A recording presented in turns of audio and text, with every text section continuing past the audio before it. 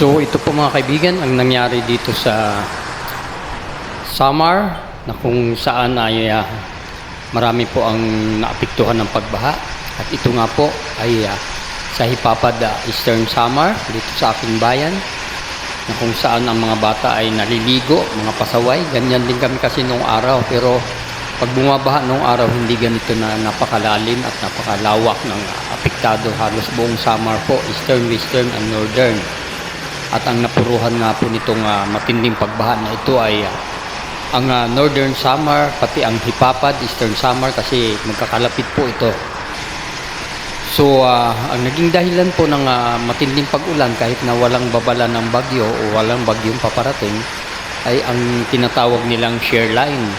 Ito ay ang pagsasanib ng lamig ng hangin at init ng hangin na nanggagaling sa dagat Pasipiko na nagiging sanhi po ng pag-ulan at nagdulot po ng halos 24 hours na pag-ulan. At ang matindi pa nito, napakalakas po ng buhos ng ulan dahil ang ibinubuhos na ulan sa buwan ng Nobyembre dito sa Samar ay ibinuhos lamang po ng isang araw. Kaya ganito po ang nangyari na talagang marami po ang nalubog, marami mga pananim ang nasira at talagang apektado po ang buong Samar at napuruhan nga po itong Northern Samar, ang Katarman.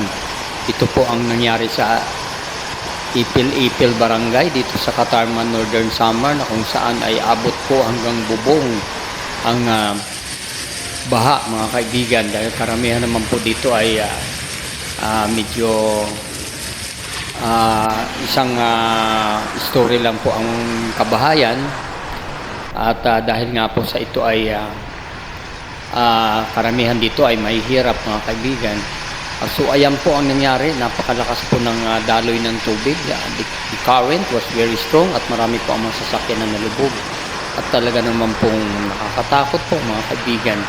Dahil bukod po sa matindi na nga po ang baha, malalim, malakas pa po ang agos, kaya kung mahina-hina ang tuhod mo talagang tatangayin po kayo nito. So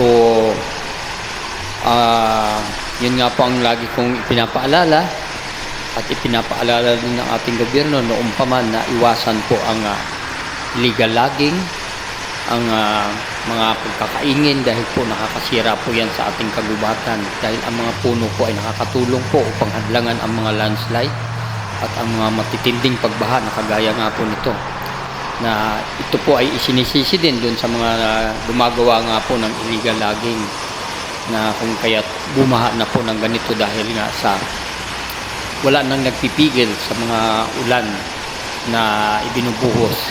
So ayan po ang mga rescuer, nagtulong-tulong po, nagtali po sila ng lubid upang makarating doon sa mga humihingi ng saklulo upang kanilang ma-rescue mga kaibigan. At ito ay saan po ba to? Sa Lupi de Viga o sa Katarman, na iniligtas nila ang isang matanda, isang senior citizen, at karamihan po ay nag-evacuate papunta sa simbahan upang doon sila pansamantala manirahan kasi medyo mataas po ang kinalalagyan ng simbahan. So ayan po mga kaibigan ang pangyayari dito sa Katarman, sa Ipil Barangay. At alam niyo po ba na marami po ang naapektuhan, maging ang Western Samar po inabot po ng ganitong klase ng pagbaha na umabot po ng halos 1 metro ang lalim, at 38 barangay po ang naapektuhan po dito sa Western Samar na umabot hanggang Gandara. So ito nga po ang sa Katarman, Northern Samar, sa Ipil Barangay, na kung saan 13 barangay po dito ang naapektuhan ng matinding pagbuhos ng ulan na ito mga kaibigan. Ayan, umabot na po sila sa mga linya ng kuryente. Mabuti na lang po at wala ng kuryente dahil automatic po na pinapatayan pag ganyan, dahil kung hindi mas marami ang mabibiktima po at mamamatay. Salamat tayo dahil kukunti lamang po ang casualty. Sa balita ko po, sa huling balita ko ay nasa 2 lamang po. So ayan po mga kaibigan ang pangyayari dito sa matinding pagbaha dito sa Samar, dala po ng shear line.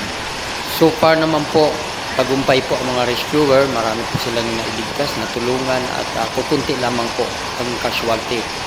As what I have said before, mga dalawa lang po. Sana nga po wag nang madagdagan at ang ating Pangulong si Pangulong Bongbong Marcos ay nagpaabot na po ng tulong na nais nga po niyan makarating sana dyan. Subalit dahil sa sobrang sama ng panahon, lumihis na lang po ang kanyang sinasakyan at nagtungo na lamang po sa Leyte dahil ilang bahagi din po ng Leyte ay naapektuhan po itong matinding pagbaha, mga kaibigan. At yun nga po, magmula Hipapad hanggang Artiche, hanggang Maslog, hanggang Mapanas, hanggang palagay ko pati ang baryo namin na Buntay naapektuhan ito dahil magkakalapit yan sa Hipapad. Isang river lang po yan na magkakarugtong na umabot hanggang Taft, hanggang Burungan Eastern Samar. Ganun po kalawak ang inabot nitong matinding pagbaha na isang araw lamang po yan, isang maghapon, isang magdamag, nadala nga po ng Shoreline. So ito po ang nangyari mga eskwelahan sa Hipapad. Talaga naman pong bubungan na lang ang ating makikita, mga kaibigan. Nalubog na kung saan na ang mga bata ngayon hindi makapag-aral. Dala nga ng karamihan ng mga gamit nila ay nangapasa, maraming nasira. Kaya malaking sakit na naman ang ulo to ni VP, Vice President Sara Duterte. Huwag niyo po sana pabayaan ang aming bayan ng Samar na matulungan upang mga estudyante makabalik muli sa kanilang pag-aaral. Napakasaklap na naman itong nangyari sa atin na papalapit pa man din ang Pasko. So mga kaibigan, let's pray for Samar at ingat-ingat po ang babay hanggang sa susunod.